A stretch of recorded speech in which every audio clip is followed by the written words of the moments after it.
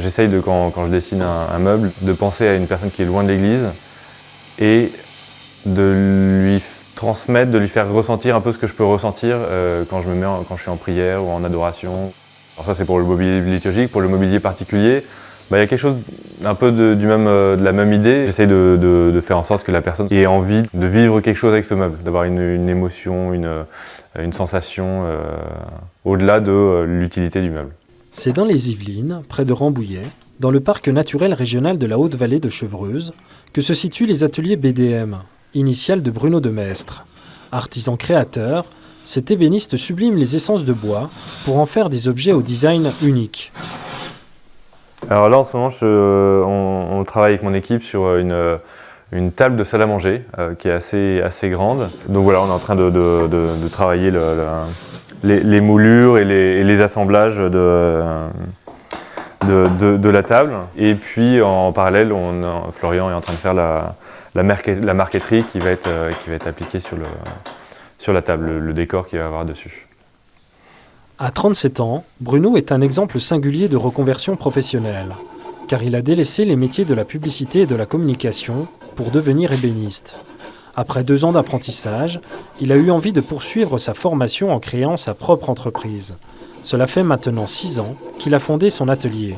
J'ai réalisé en fait que toute ma réflexion, tout fonctionnait à partir de mes mains et que j'avais besoin de réaliser des choses avec des mains, de travailler, de toucher la matière pour m'épanouir et puis pour que tout se mette en marche chez moi.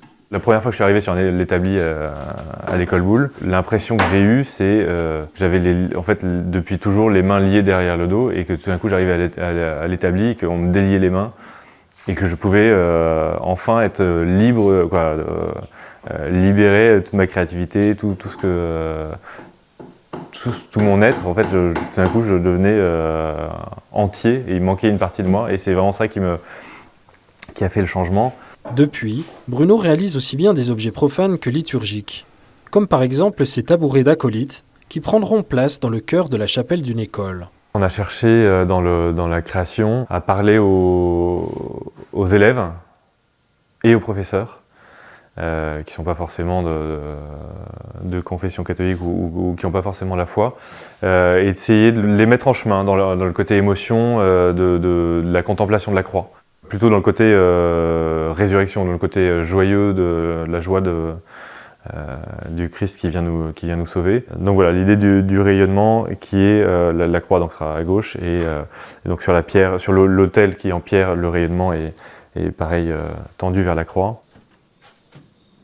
La foi vivante de Bruno transparaît dans son art.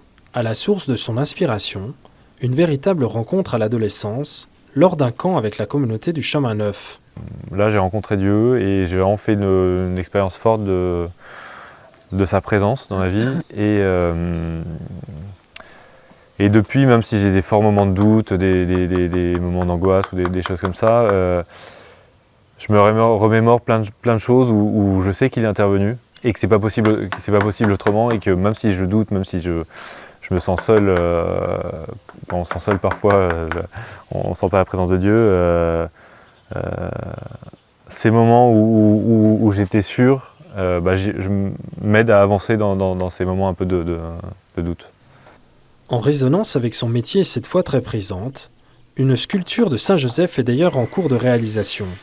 Une œuvre commandée par le propriétaire de la pépinière artisanale où est situé l'atelier de Bruno. Il nous a demandé de sculpter un Saint-Joseph pour l'entrée de cette zone d'activité. Donc il y a le lys là qui est encore un peu épais, mais qui est symbole de Saint-Joseph. On lui a mis une équerre qui pour nous est un symbole des menuisiers, des ébénistes. C'est l'outil pour vérifier que notre travail est bien d'équerre. Depuis que je travaille le bois, et du coup je fais le même métier que Joseph et Jésus. C'est souvent un compagnon de travail où je lui demande quand j'ai un problème ou quand j'ai un souci, quelque chose que je n'arrive pas à résoudre, de m'aider à le faire ou de m'aider à trouver des solutions. Et donc c'est un compagnon de travail. Assez souvent je prie pour la personne qui m'a commandé le meuble, ou pour la personne qui va recevoir le meuble, ou les paroissiens qui vont être en présence, ou les personnes qui vont rentrer dans l'église et voir le mobilier. Donc je prie pour eux, pour que Dieu les touche.